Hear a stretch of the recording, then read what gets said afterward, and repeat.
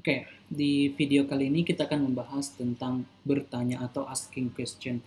Asking question ini sangat krusial. Kenapa? Karena banyak kegiatan sebagai tenaga kesehatan itu membutuhkan skill to ask question. Ada dua jenis pertanyaan, yaitu yes no dan informational question. Kalau yes no itu jawabannya ya yes dan no saja. Biasanya ini untuk suatu informasi yang sudah kita ketahui, jadi kita hanya butuh pembenaran apakah informasi itu benar atau ternyata informasinya salah. Nah, kalau informational question ini yang biasa kita menggunakan 5W, 1H, itu adalah pertanyaan untuk mendapatkan informasi yang belum kita ketahui sama sekali. Oke, untuk bentuknya di sini yes no question itu dia diawali dengan to be. Kalau dia tidak menggunakan to be berarti dia menggunakan do karena dia menggunakan kata kerja. Yang menggunakan to be itu kalau untuk menceritakan keadaan, ya. Nah, ketika muncul pertanyaan seperti ini maka jawabannya hanya dua, apakah yes atau no. Ketika jawabannya yes, diikuti oleh diikuti oleh subjek dan to be yang digunakan untuk subjek tersebut.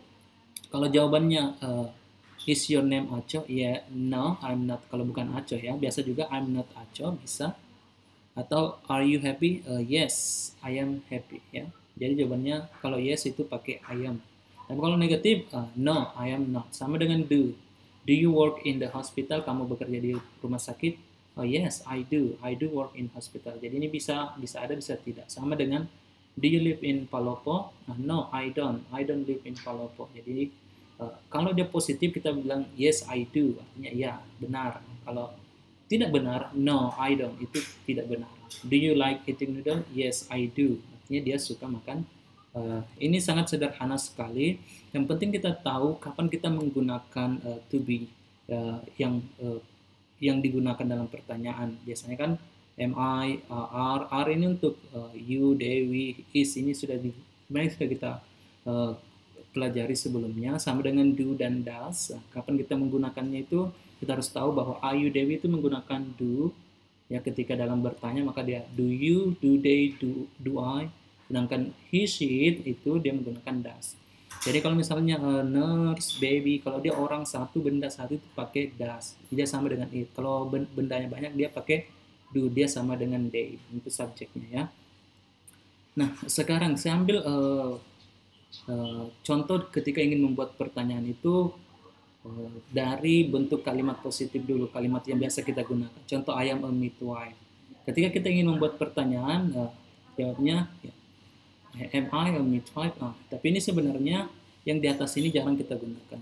Contoh you are tired. Tapi kalau kita mau bertanya apakah kamu capek? Ini kan kalimat positif yang ini. You are tired itu artinya kamu capek. Tapi kalau mau bertanya apakah kamu capek, itu dibalik saja. Are you tired? Tapi ingat di sini ada tanda tanya di situ. Sama dengan she is in the labor room. Dia ada di ruang bersalin. Tapi kalau apakah dia ada di ruang bersalin? Is she in the labor room? Jadi dibalik saja untuk buat pertanyaan dan tambahkan kata tanya. Yang di atas itu emang itu kita jarang untuk menanyakan keadaan kita sendiri. Tapi tetap ada dalam tata bahasa bisa. Oke, selanjutnya untuk yang menggunakan do ketika tidak ada to be. Jadi kalau membuat pertanyaan yang ada do-nya, itu gampang sekali, tinggal diletakkan do di depan kalimat yang ada. Contoh, tadi kan kalimatnya I provide prenatal care. Saya memberikan layanan ibu hamil. Saya mengecek kondisi pasien. Dia memberikan informasi kepada keluarganya. Nah, sekarang untuk membuat pertanyaan tanda tanya di belakang, tapi do di depan. Do I, do you, yang sering kan kita menanya orang ya. Jadi do you check the patient's condition? Do she gives information the family? Ternyata kalimat terakhir ini salah. Kenapa? Karena di sini orang ketiga tunggal itu seperti she itu pakai is di belakangnya.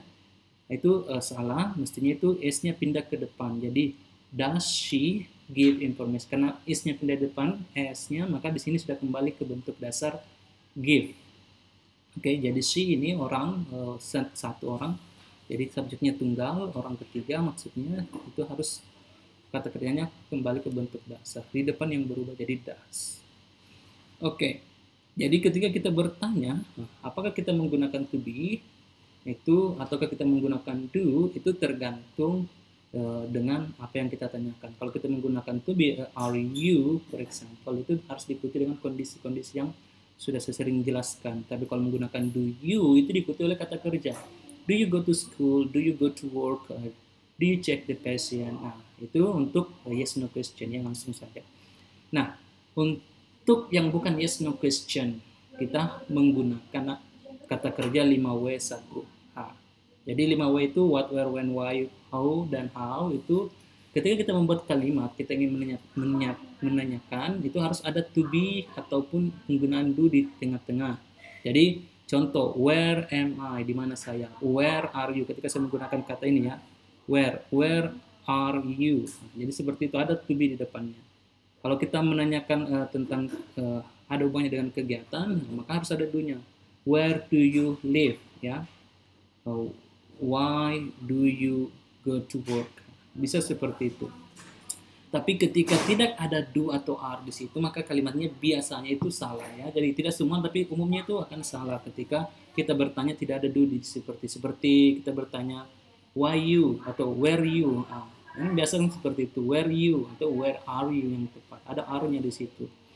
Oke, nah sekarang 5W1H ini kita gunakan untuk menanyakan sesuatu yang belum kita ketahui. Contoh, what is your name? Kita tidak tahu siapa namanya, makanya ada what di depannya. What is your hobby? Nah, ketika kita menjawab, itu sebagian dari pertanyaan itu kita masukkan dalam jawaban sebenarnya.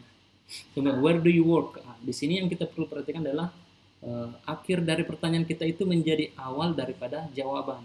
Ya, what's your hobby? My hobby is. Are you happy? I'm happy because. Karena ini ada why itu menanyakan alasan, jadi ada because di sini. Tapi untuk pertanyaan lain, contoh where do you work? I work in. Where do you live? I live in. Nah, what do you like eating? I like eating. Seperti itu.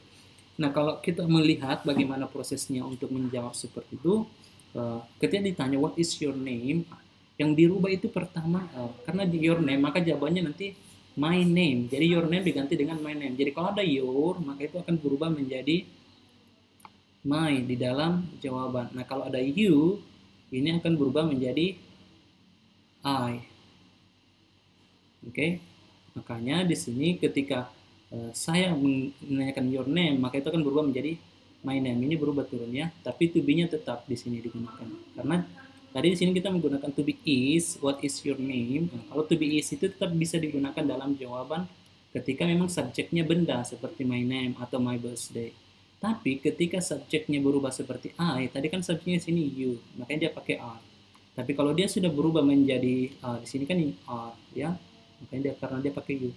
Where are you? Tapi kalau jawabannya sekarang menjadi I am at home. Oke? Nah, untuk yang menggunakan do, contoh, what do you give to the baby? Apa yang kamu berikan kepada si bayi? Kita bisa menjawab ya, I give vaccine to the baby. Jadi you diganti jadi seperti tadi I, ya, you jadi I.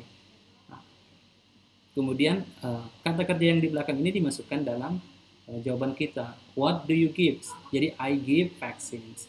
Where do you work? I work at Kamalapur Hospital. Jadi where ini menanyakan tempat. Jadi kita jawabannya tempat. Jadi hijau ini tempat. Apa? Jadi jawabannya vaksin. Contoh kapan? When? Nah, jawabannya at 1 p.m. Kalau pertanyaan tadi nomor yang 3 ini kan, when does she check the patient? Nah, di sini kita perlu hati-hati karena di sini does itu menanyakan bahwa dia orang ketiga tunggal, maka jawabannya she checks. Nah, bukan kata kerja dasar yang digunakan, tapi ada akhiran es-nya di sini karena does-nya pindah ke sini.